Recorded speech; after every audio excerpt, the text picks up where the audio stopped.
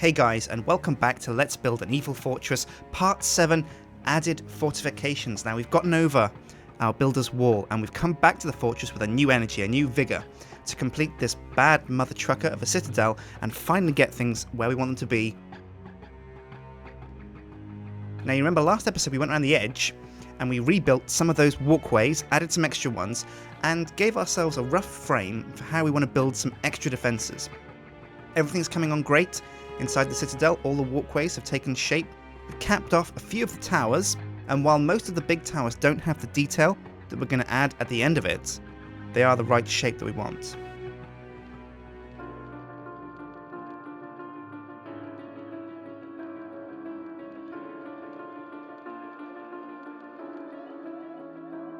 As I've said numerous times, we're going to come back to detail, so it's nothing to stress about. Things will look quite simple for the time being. So without further ado, let's get on with the building.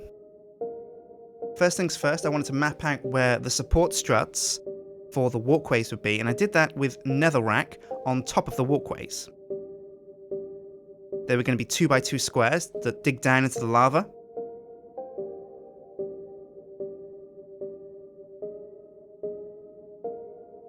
And once I was comfortable with the position,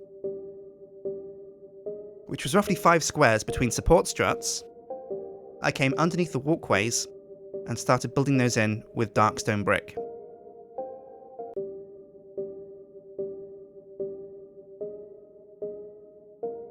I left the gap a little bit longer where the walkways merge because I'm going to combine the walkways. The walkway you see there in the middle that travels underneath the walkway on top, I'm going to have that be supported by the walkway above, rather than have a strut of its own. But the citadel in general is weak from an attack by the sea, so if the forces of light come in force with a giant fleet of ships, well, the evil bad guys are toast. So what I wanted to do with the walkways this side of the citadel was to build up some fortifications. So I got out the circles diagram and mapped out roughly some mini towers along this sea wall.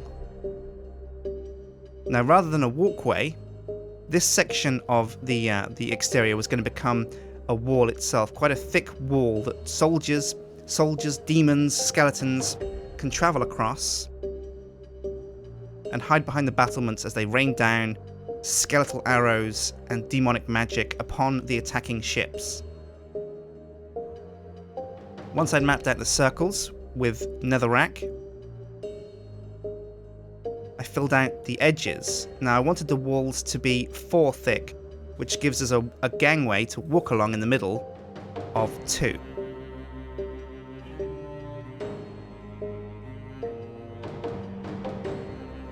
And you see me here slowly walking along with the dark stone brick, building up the walls, and then when we get to a circle, building downwards to build the walls of those towers.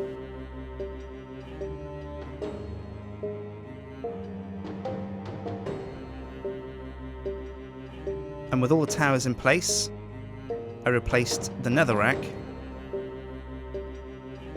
with the dark stone brick and came around to the inside to fill out the walls on the inside of the castle.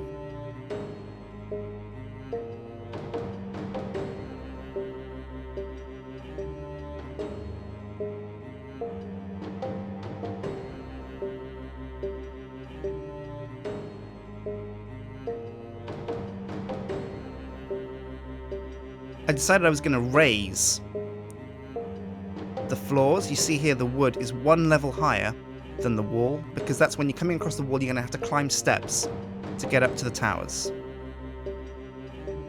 And then once the wooden floors for the towers were in, I came around the side with dark stone brick and iron bars to build the crenellations that the soldiers could hide behind when they're pinging off their arrows.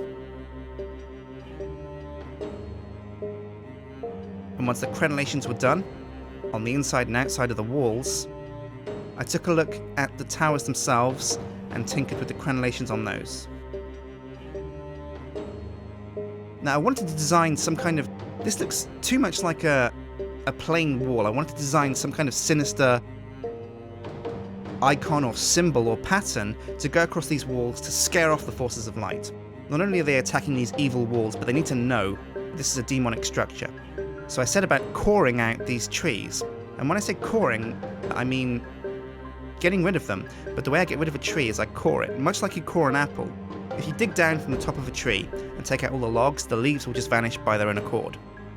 So I took out the trees, cleared some space, and began to build these demonic faces on the side of the wall. Now I spent a long time tinkering with how I wanted this, using steps, upside down steps, and half blocks.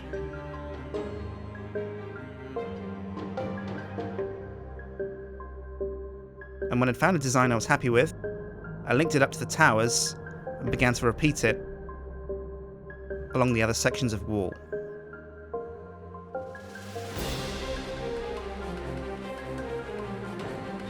And there you go.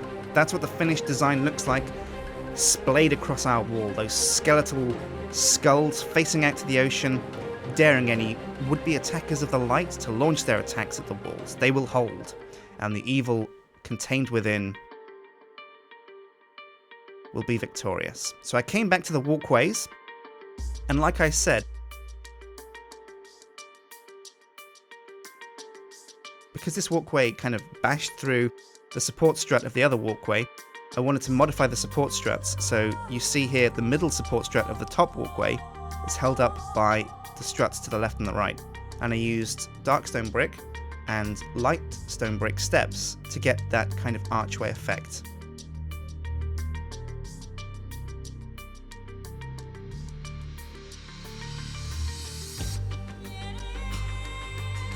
I then tinkered with the light stone brick supports underneath the walkways to the left and right of where the walkway interjects. And once I was happy with a kind of archway design,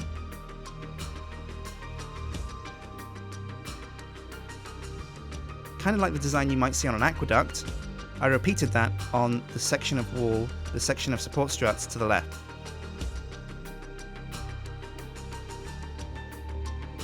And if you squint, it almost looks like an evil face with two eyes.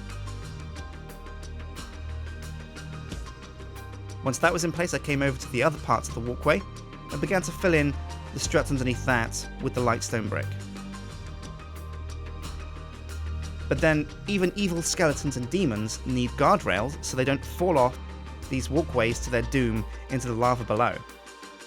So I built some kind of pseudo-crenellations and connected up the side walls, which came up at the support struts, with wooden fence posts.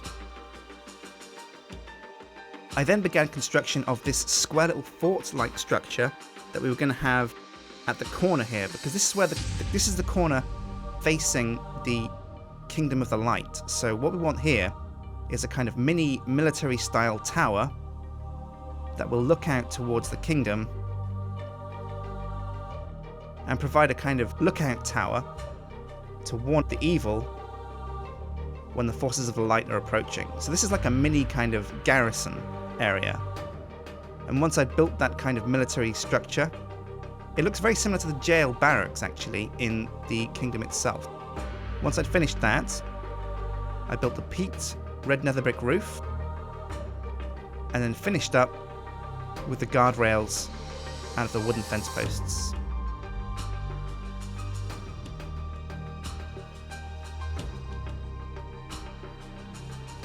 I then came over to this other side.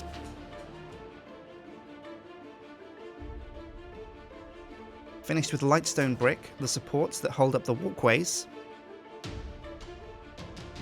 And then copied the same style of guardrails and finished those with the wooden fence posts.